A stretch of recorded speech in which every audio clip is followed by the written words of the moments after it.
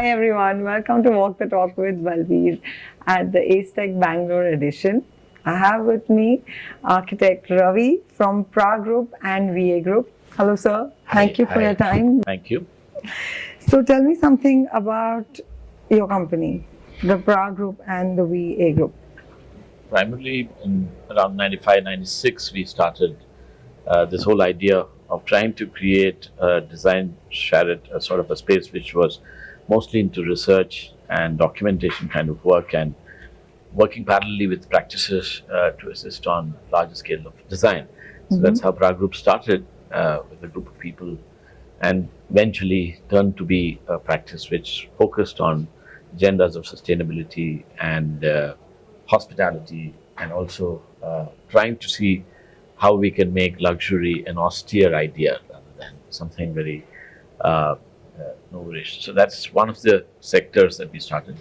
My collaboration with VA Group also started with my professor then, VKV, way back in 96, 97, primarily to focus again on projects which were technology intensive. Okay. That was when India was emerging out of its post-independence sort of decadence, and it was an evolution of the new age technology that was appearing to become a large foothold in the country. And that's when we started working with new campuses for Infosys, for Wipro, and technology majors like AstraZeneca, where we started looking at projects which were very, very intense on biotechnology and engineering. Lovely. So sustainable architecture has been an integral part of the firm's ethos since the beginning.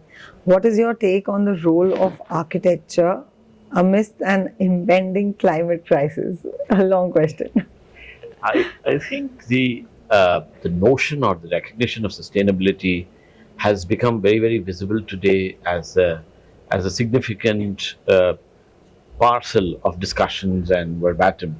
But if you look at historicity, both from the points of vernacular, or even India in the 60s or the 70s, or vernacular British colony India, the architecture that was practiced was very, very conscious in terms of its reciprocation to climate and the necessity for it to be very, very salubrious to the nature of where it had to be built. It's Correct. just, I think the post 40s and 50s is when modern architecture sort of created a kind of a major ideological shift to how the nature of knowledge of building sort of transformed. And now it has become important for us in this chaos, to go back into that consciousness of how it was before the 50s and the 40s, to reclaim the idea of sustainability in a very recognized matrix.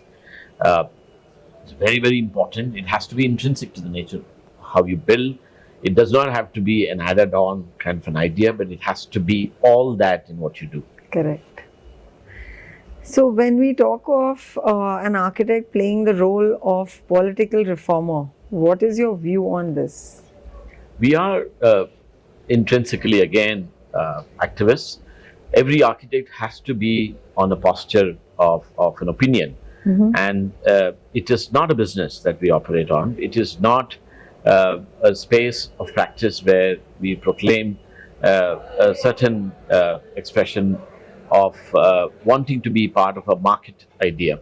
So in that essence, an architect has a very large role to be a catalyst, to bring about change. And his work and his or her method of expression of the building technology or the architecture, or the voice that they make as opinion, becomes very, very important to create that position of being an activist. So it is integral part of how we do, and it's important to voice that opinion to bring about a change. We are not at the bottom edge or the top edge to recreate an idea of a paradigm shift, because policy is what makes a big difference to any matrix, but we must catalyze that program. Wow, sounds great. An architect is a citizen war initiator. What are your views on this? He is a citizen initiator, because every building that you do, large or small, or even it could be a small house, it could be a small store, it creates a huge impact for the footfall. So it does become an experiential program that he brings to an expression to life. And as you recognize, everyone has this huge connect to a lifestyle, to how they wear, how they present themselves, how they voice themselves, what's the space that they habit, and what are the places that they want to go look around. So all this becomes important. And it's very important. We've met each other in many parts of the world in very informal sessions, and we always enjoy the architecture of the world. We enjoy the architecture of the vernacular. We love to see something that is innovative, new, and not normal. So I think that connect helps us to bridge that space, and architects have a huge position to resolve that idea of newness and creativity. Absolutely. Sir, tell me something about ACETECH.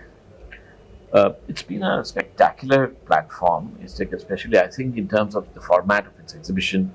I see that it's one of the largest, and there is a lot of initiation that's been given, not just to the common man or the people of a city to come and visit and understand technology and products, but it's more a business to business connect that happens, I think, in this kind of a platform. And it's very important that India has to wake up to that space where material is available to purchase as a stock space. It's very important that the technology has to be homegrown, and it is important that technical expertise are all available on a hook and call. And that sort of a integration can happen only when there is a business to business vertical that grows in the construction and the product market. And this format is spectacular. It brings people for discussions. It includes a lot of student communities to come and learn what they should do eventually.